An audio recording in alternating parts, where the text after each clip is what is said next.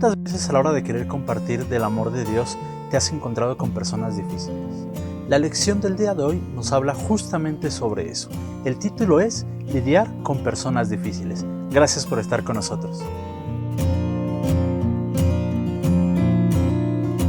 Durante el tiempo que Jesús estuvo aquí en la tierra, en su ministerio, se encontró con muchas personas difíciles.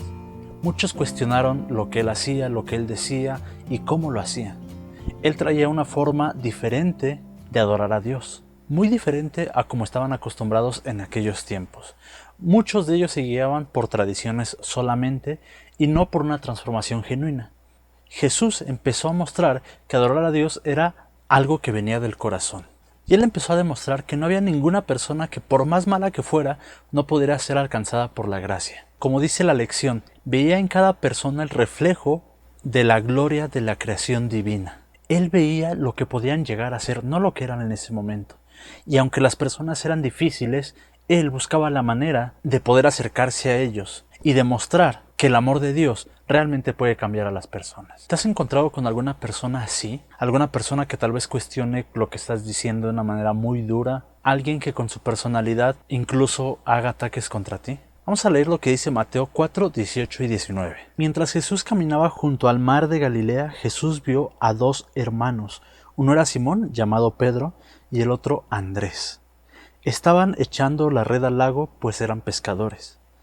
Vengan, síganme, les dijo Jesús, y los haré pescadores de hombres. Aquí vemos un llamado del que hemos platicado. Jesús le está hablando a dos personas comunes y les está diciendo que van a dejar de ser pescadores normales y van a pasar a ser pescadores de hombres. Una transformación completa a sus vidas. ¿Y qué pasó aquí? Nos damos cuenta que Jesús vio algo en ellos, algo que iba a ser muy importante para poder completar la obra. No vio lo que eran en ese momento, sino lo que podían llegar a ser. Ahora vamos a Marcos capítulo 12 desde el versículo 28. Uno de los maestros de la ley se acercó y les oyó discutiendo. Al ver lo bien que Jesús les había contestado, le preguntó: de todos estos mandamientos, ¿cuál es el más importante? El más importante es: oye Israel, el Señor, nuestro Dios, es el único Señor, contestó Jesús. Ama al Señor tu Dios con todo tu corazón, con toda tu alma, con toda tu mente y con todas tus fuerzas. Y el segundo mandamiento es: ama a tu prójimo como a ti mismo. No hay otro mandamiento más importante que estos. Bien dicho, maestro, respondió el hombre. Tienes razón al decir que Dios es uno solo y que no hay otro fuera de él. Amarlo con todo el corazón, con todo el entendimiento y con todas las fuerzas, y amar al prójimo como a uno mismo es más importante que todos los holocaustos y sacrificios. Al ver Jesús que había respondido con inteligencia, le dijo: no estás lejos del reino de Dios. Aquí encontramos algo diferente. Jesús está viendo en esta persona algo también diferente. Por eso es que al final termina diciéndole: no estás lejos del reino de Dios, porque esta persona empezó a comprender lo que realmente Cristo quería decir. Y esto fue porque Jesús le respondió de una manera llena de amor y porque estaba en conexión con su Padre. Ahora vamos a leer lo que dice Lucas 23 desde el versículo 39. Uno de los criminales ahí colgados empezó a insultarlo.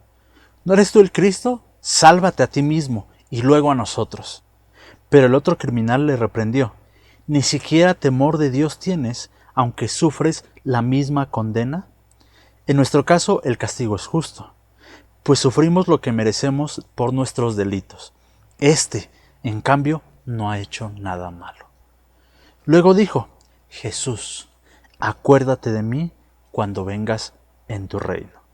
Y Jesús le responde: te aseguro que estarás conmigo en el paraíso. Y aquí vemos algo también muy interesante.